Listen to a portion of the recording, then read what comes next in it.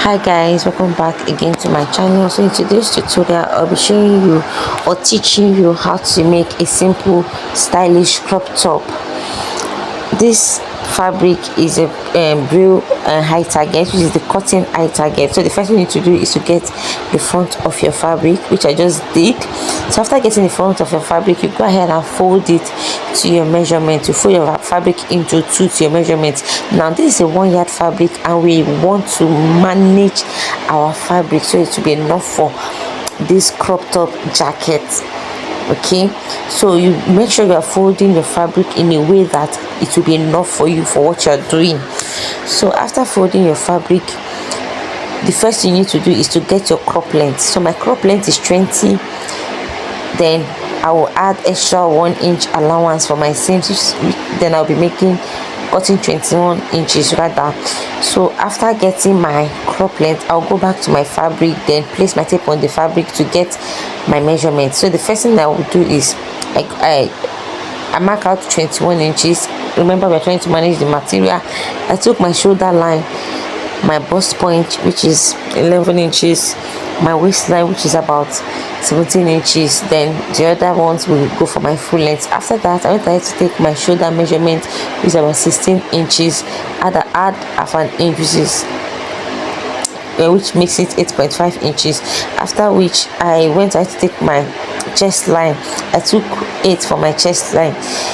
How to get your chest line: you place your tape on your shoulder, then you come down by 8 to 9 inches, or you place your tape on your bust point, then take 8 and 2 inches up, like you take 2 inches, go up by 2 inches, yes, then you will get your accurate chest line by doing so.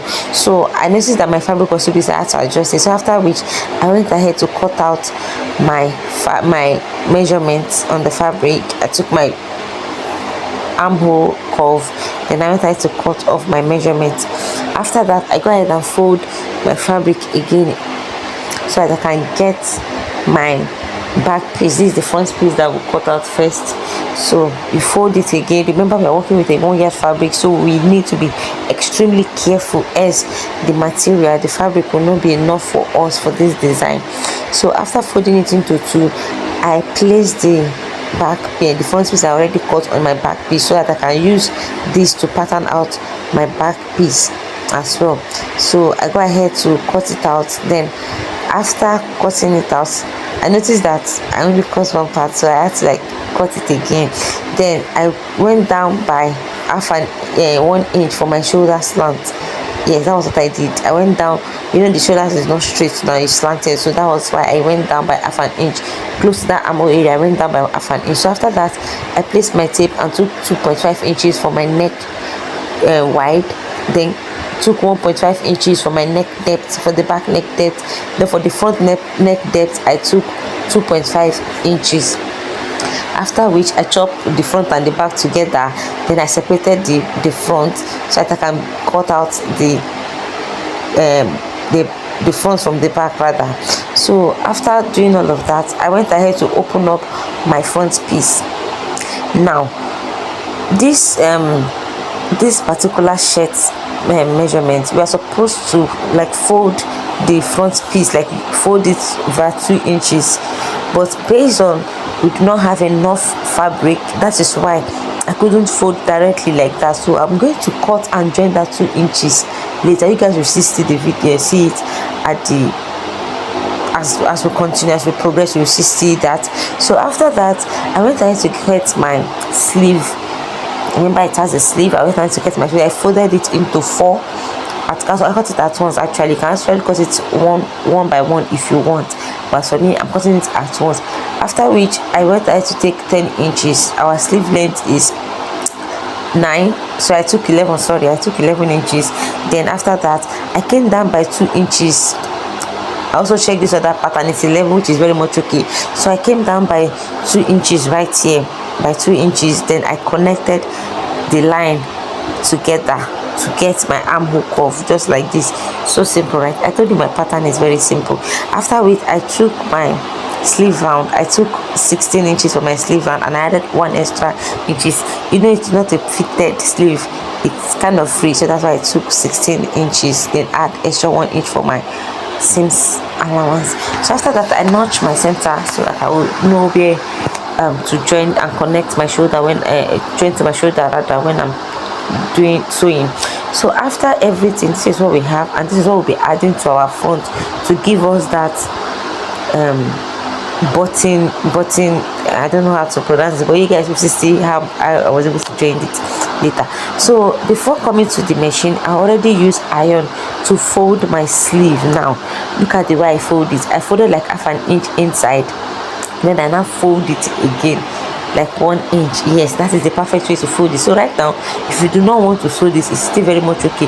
All you need to do is use hemming gum on it, and it will stick forever. Double your hemming gum and it will stick forever. But if you want to sew, which is still also fine, I also sewed mine. So you go ahead and stitch yours down. If you've watched my video up to this time and you are yet to subscribe to my YouTube channel, I don't know what you're waiting for. My pattern, my everything about Style by Chinel is very simple, and you can also shop this on our Instagram page. I'll be dropping the link anywhere in the video. You can also shop it, and yes, it's available. We can also make for you in bulk anyhow you want it. So after that, I went ahead to separate my front like this. So that stuff I told you I was going to cut out the 2 inches for my buttonholes. This is it. I cut out 2.5 inches, half inches for our seams. So I'll go ahead and join it.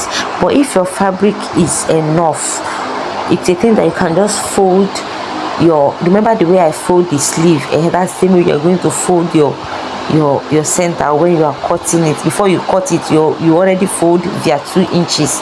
Yes, so that when you are before you come to your machine, you already use your iron and fold it the same way I fold the sleeve before you come to your machine to sew.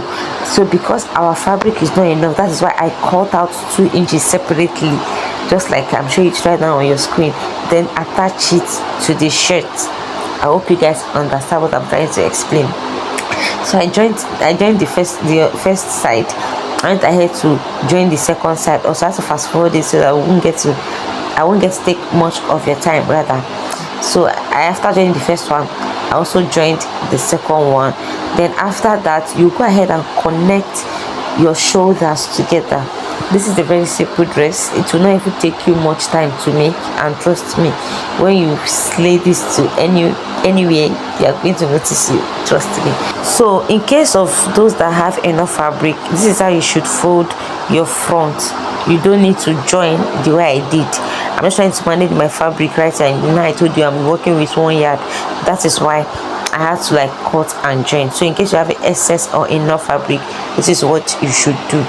But you can as well pad it, like use close gum on it so that it will hold it firmly the same way I did before you sew on it. Just gum one part of it so that it will be able to hold the beads when you start beading.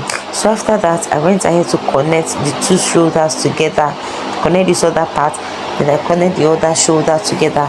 If you've watched my video up to this time and you have not subscribed, you are yet to subscribe to my channel rather, I do not know what you're waiting for. You see, in this page right here, I am going to teach you every single thing in detail. I'm going to teach you every single thing about fashion designing. Trust me. All you need to do is subscribe. It's for free. You're not paying anybody for subscription. It's for free. And don't forget to also share my video. By so doing, I'm very sure there's somebody somewhere that is waiting for, praying and hoping to get a video tutorial on how to do some of the things I upload. Thank you. So after connecting to your shoulder, the next thing you should be doing, or you should do, is to join the sleeve. Please, you have to confirm your sleeve first before you sew on it, in case it will not be enough. Or remember, we notch the center, so you can also from there put the center directly on the joining, on the shoulder joining, then sew to the other end. You come back again, sew this other end, sew this center to the other end also. So but if you are very sure that your armhole is enough, you can go ahead and sew all the way around. So after which I went ahead to take my sleeve round measurement. Remember I told you guys that it is not a fitted sleeve, okay? So I took 8 inches, which is about 16 inches. Remember that was the same thing I took when I was cutting it. I took 8 inches, which is about 16 inches. For my sleeve round, I took 16 inches, like I said. Now you need to be very careful, and if you are the type that you are not too sure of yourself, before sewing this, you can go to the table, use your chalk to sketch your size, like check your bust point, your bust rather, put it down on the clothes, check your waist and do that on the clothes. Then you use your chalk to chalk out your exact measurement on the cloth, so that when you enter your machine you can just sew directly. So when I got to the waist area, I did not just sew straight down. Remember, the waist is the most tiniest part on your body. So if for instance your waist is 28 and you know your bust is maybe 40 or 30 something, make sure that you minus 1 or 1.5 inch from your actual measurement. When you get to that down part, minus 1.5 inch. Reason is because you don't want that down part to be open. You want it to be a little bit fitted, not too fitted but still comfortable. So after that, I went ahead to fold my top just like this, just the way I did right now on the screen. Go ahead and fold it like that. Then when you get to these two sides that you sew, you open it, then continue your sewing. When you get to the other end also, you open just the way I'm doing right now, then you continue your sewing. Then that is that. After which I went ahead to cut out bias. I don't buy bias often like that. Most times I cut bias myself, but before then you need to check the length so that you not make it and one side is longer than the other side.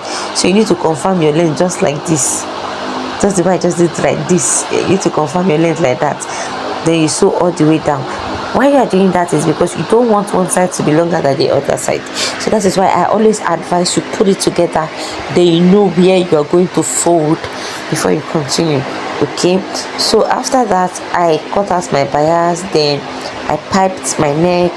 If you have a bias, perfect. It's not a must that you must cut it out yourself.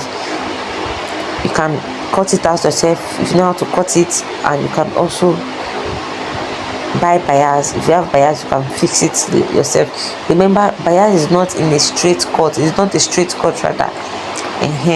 So I piped my neck, then that is that. So the next thing now is for us to bead the front.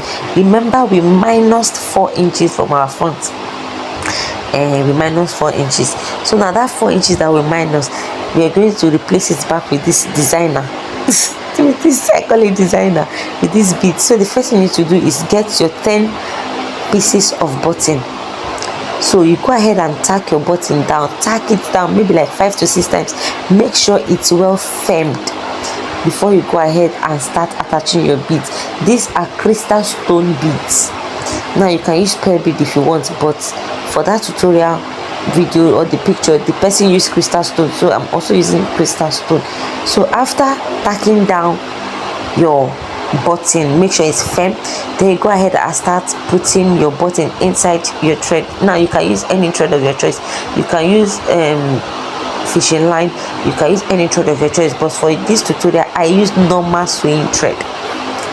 Another thing is, you remember we did 4, we minus 4, so we are going to add our 4 inches back. You can see me measuring my 4.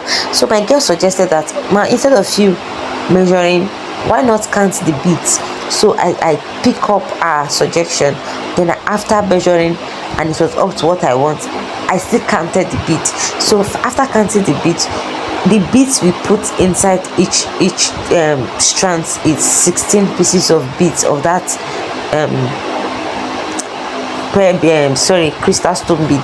Each bead is 16, so I had to measure again, and it was 4 inches exactly. So after that I went ahead to add another button just like this. you will not make it to be too tight, at least a little bit free. So you go ahead and tack the button like 4 to 5 times, in fact like 6 times. The reason why you're tacking like that is because you want it to be firm also. After tacking that button, you find your way back inside those beads that you already did. You find your way back inside those beads. I was just trying to secure my button right here. Okay, so after that, you find your way back inside the beads. You go back, you trace it back inside, then go back to the first button that you tack and also tack it from there. Then after tacking like 2 times again, stitching like 2 times or tacking like 2 times, you go ahead and tie your final thread, like tie the knot on the other angle. Why you are doing it like that is because if you did not do it like that, this second button we did will fall off easily, because there's no how you are going to be able to tie it and it will hold it firm forever. It is going to fall off. That is why I advise you to go back inside the beads, then tie the knot on the button we already stitched on the cloth, on the fabric. So that was what I was doing right in this video. After finding my way back, I went ahead to use the button, the same needle and thread to tack my button down like 2-3 times more before I tie the knot and cut off my thread. Now I noticed that this was not really that obvious or showing, I don't know how to put it, but I now had to did another one again. Then after the second one, that was when I now took the camera off, then came back when I was fully done, like when I was done doing everything. So I noticed that this video was kind of shaking, the camera was kind of shaking, so some of the clips were not that visible. So I'll just go ahead and do it again, just like I said, go ahead and do it again.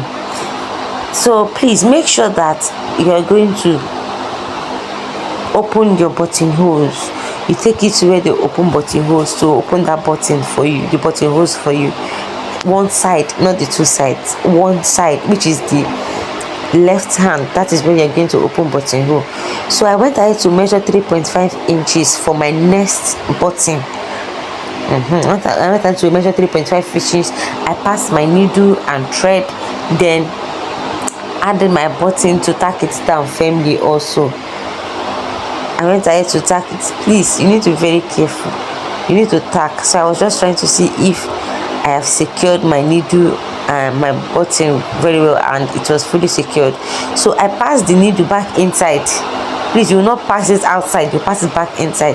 Then inside, then you now start putting in the beads. I hope you guys understand what I'm trying to say by passing the needle back inside, which means the needle will not be on top of the button. It will go back inside the dress, so that the button will now from there and come inside also, then come outside. If you understand what I'm trying to say when I'm done. So I went ahead to count 16 beads also, stone beads, glass beads, anyhow. You can use pearl, you can use anything you want. I went ahead to count 16 also. Then after that, I went ahead to tack my button. I didn't really adjust, I didn't track the button to be very close, to be very tight with the beads. I space it up a bit, just like 0.25 inches, so that it will not be too tight, everything will be perfect. I went ahead to secure my button also. I went in, go out, come in, and yes, about 6 times or thereabout. You can count, if you like, but you can also be adjusting it to see if it's firm enough. Then if you feel like it's firm enough, you can go ahead and go back inside. You guys will see what I was trying to say. You take your needle back inside the beads also, take it back. Okay, me looking at this video, you will notice that, you will see that time that I told you guys that I went inside to put my beads, then you see it in this video. See that I went inside, really inside. I didn't do it on top of my button, I went back inside. So after I was done, I went back and used my needle and thread to tack my button down also. Then when I was done, this is it. What I did was I did five buttons. Yes, 5 buttons. I went ahead to do buttonhole, and yes, this is it, and it's give it. You can easily open it and you can easily lock it, and it's stylishly beautiful. Trust me. Let me know what you think about this video in the comment section. If you love this tutorial, let me know in the comment section. Share my videos to your friends and your social media platform. Thumbs up this video. Subscribe if you haven't. By now you should know that my tutorial videos are very simple. Thank you so much for watching. See you guys next. Mwah.